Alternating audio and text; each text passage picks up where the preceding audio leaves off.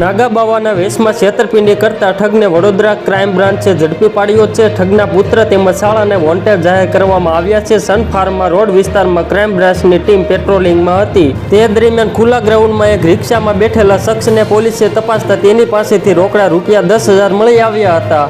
પૂછપરછમાં તેનું નામ સુરમનાથ ધમાનાથ મદારી હોવાનું જણાઈ આવ્યું હતું. નાગા બાવાના વેશમાં ફરતા સુરમનાથની વધુ તપાસ કરતા તેણે પુત્ર સાવરનાથ અને શાળા નસીબનાથ મદારી સાથે ભિક્ષા માંગવા નીકળ્યો હોવાની કબૂલાત કરી હતી. સુરમનાથની પાસે મળેલી રોકડ રકમ બાબતે પોલીસે વધુ તપાસ કરતા આ રકમ ડભોઈ રોડના પ્રિન્ટિંગનું કામ કરતા એક દુકાનદારની નજર સૂકવીને પડાવી લીધેલા 13,000 માંથી બચેલી રકમ હોવાનું કબૂલ્યું હતું.